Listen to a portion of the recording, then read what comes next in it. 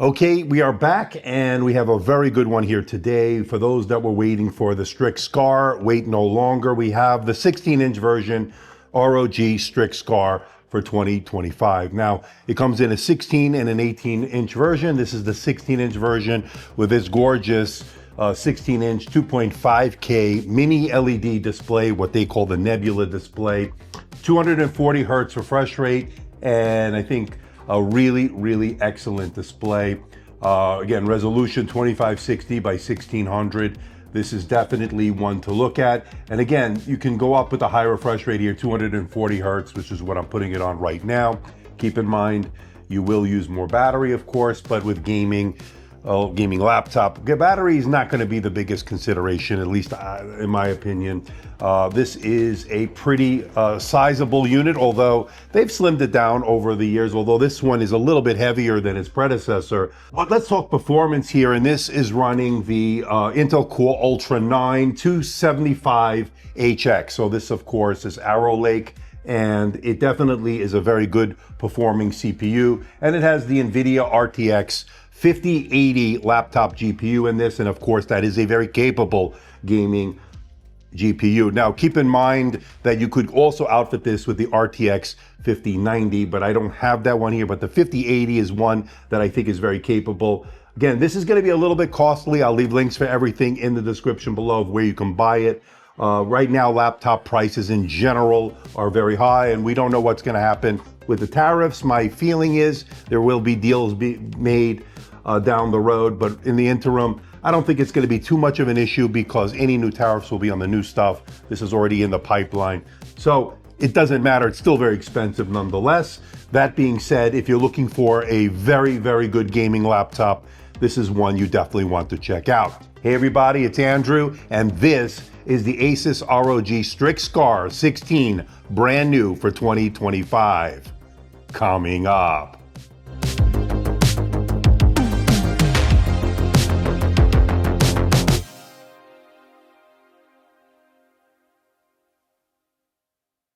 Now, let's talk about the display here. So this, to me, is the star of the show. It's a 2.5K 2560 by 1600 Nebula display. That is a mini LED display. It's not OLED, but it does use PWM for those that are wondering. So if you are sensitive to that, be careful. This may have some issues for you, but I'm not sensitive to that, and it is an absolutely gorgeous display. It has a peak brightness of 1200 nits. In HDR, I got about 600 nits or close to 600 nits in standard dynamic range. So the brightness is excellent. It is a matte finish on it, so you don't get any unnecessary glare and reflection. And it has 240 hertz in terms of the refresh rate. So that makes it excellent for, well, you know it, gaming on it. And that has been very good on this. Now, as far as the display itself, excellent coverage of the color gamut. It is color accurate, and it has very good black levels, good white points, and overall really great colors here. So I think this is an excellent choice for a display. And again, mini LED is very good. Now, would I have liked to have seen an OLED? Perhaps, but I think this mini LED is very good in its own right, so not too much of an issue in that regard.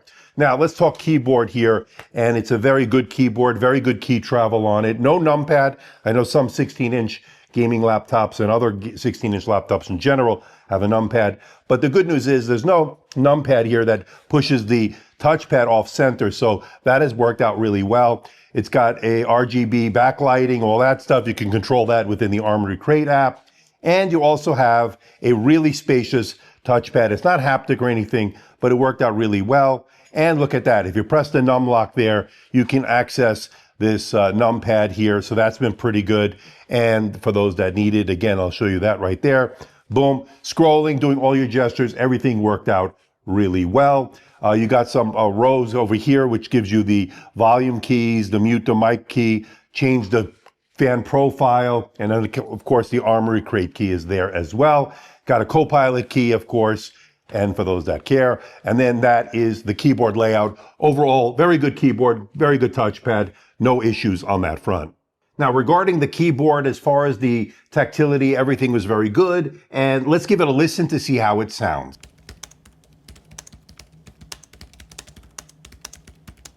All right, let's check out this anime or whatever they're calling it, Animotion or whatever they're calling it nowadays, because they keep changing the name. I think there was some legal situation going on. You can customize this in the Armory Crate app as to aura lighting and all that stuff, and you can actually change what this says. But overall, and the pattern as well. But overall, this is there if you want it. You could turn it off. It doesn't bother me, but if you're in a meeting in a business environment, you may be wanting to turn that off. It does have the aura lighting and all that stuff, so you can see around the edges there. A little nice touch. Again, all customizable. You can turn all this off. You can change the pattern, all that. I think you know pretty much what that's all about. Okay, in kilograms, we're looking at 2.770 kilograms, and that is 6 pounds, 1.7 ounces. Now, with the power charger here, the brick here, the 380 watt brick, 7 pounds, 14.9 ounces. And that, of course, is 3.598 kilograms. So it's pretty hefty for the travel weight. All right, let's check out the port selection. And on the left side is your power port. It's proprietary. And then next to that is a 2.5 gigabit LAN port, Ethernet. And then you get your HDMI 2.1 port. Next to that is a USB Type A 3.2 Gen 2 that supports 10 gigabits per second. And then you get two USB Type-C Thunderbolt 5 ports, which is a welcome sight. And then, of course, you get a 3.5 millimeter microphone headphone combo jack to round out the left side. And moving over to the right side are two more USB Type A ports, 3.2 Gen 2. They are 10 gigabits per second, and that rounds out the ports on this unit. Interestingly, all the ports are on the sides. There are no ports on the back like some of the competition, but that is okay because a lot of the fans will blow the air out the back, so you don't want to have ports there anyway, at least with this design. And no SD card reader for those wondering, but I think overall an excellent port selection considering the fact that this does have Thunderbolt 5 support.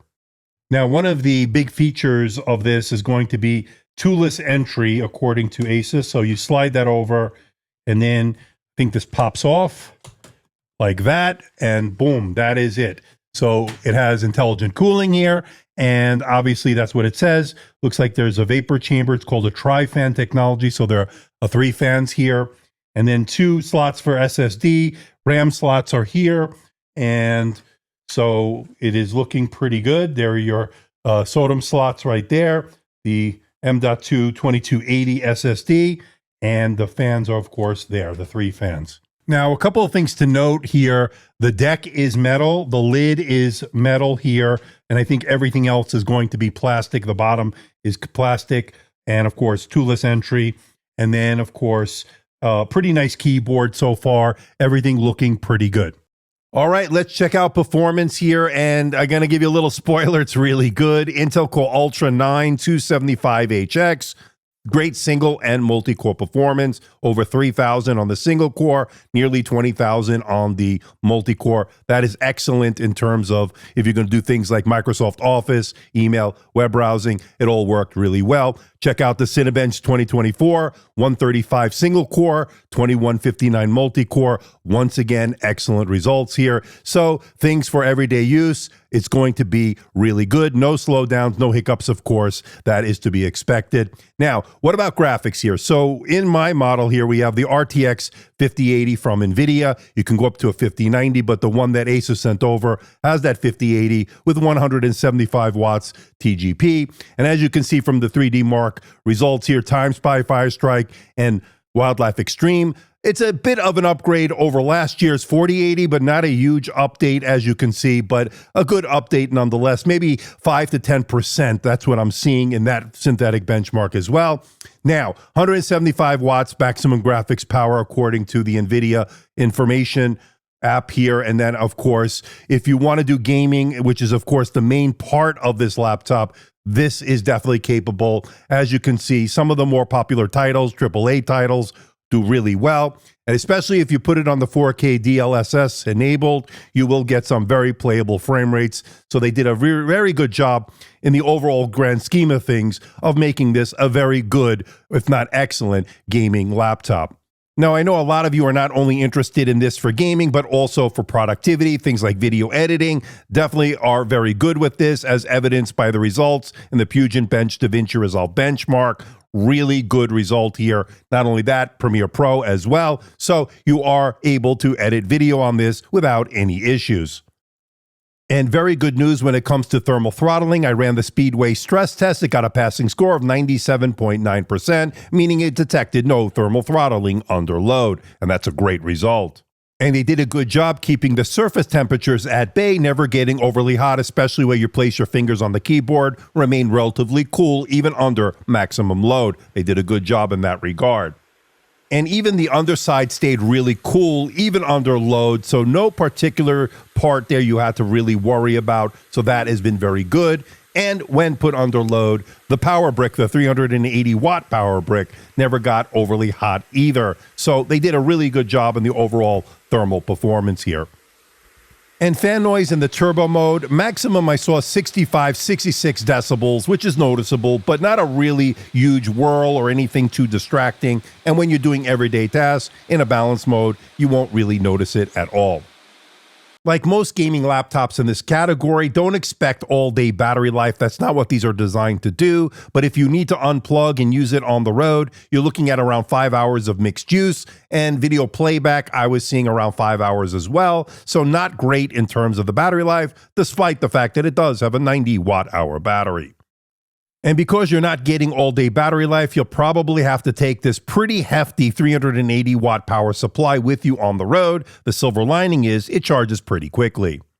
Now, this has a 1080p IR camera. It's located obviously on the top bezel there. Having IR is pretty good. Sometimes we don't normally see that on a gaming laptop, but you do have infrared here, so that means you can log in with face recognition with Windows Hello. There is no fingerprint scanner, but you do have that face recognition in that camera. Now, speaking of the camera, let's give it a look and a listen. So this is the camera here on the ROG Strix Scar 16 here for 2025. 1080p camera, IR. That means you can log in with face recognition with Windows Hello. What do you think about the video quality? What do you think about the audio quality? Let me know. This is the studio effects here. You got the background, standard blur, portrait blur, auto framing, eye contact. It's all there. So let me know what you think about it. Is this good for your video conferencing needs? Let me know in the comments section below.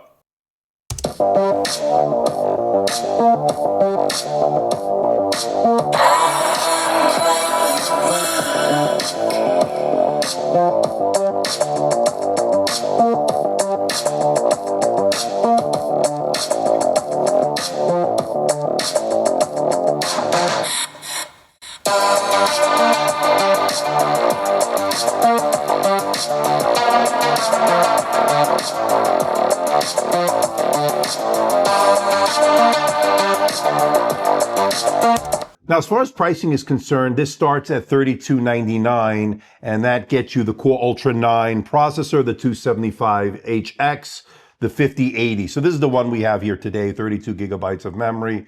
That, of course, is what we have here. So $3,300 is not cheap. And of course, if you want to step up to the RTX 5090, that comes in at a whopping $4,300. And I think Best Buy is showing the 18-inch at around $4,500. So very, very high prices, which of course is a sign of the times.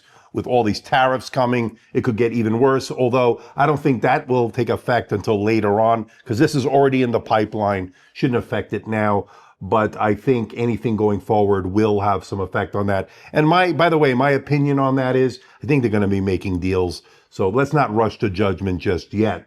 But right now, this is a very expensive gaming laptop, but that's not, particular to this unit. It's everything right now is very high. But I want to know what you think. Let me know in the comment section below. Is it prohibitively expensive? If you're spending $4,300, just spend a little bit more and get that big tower that I reviewed, the Alienware Area 51. I'll leave a link to the description below. That has a desktop RTX 5090, but that might be overkill for most people.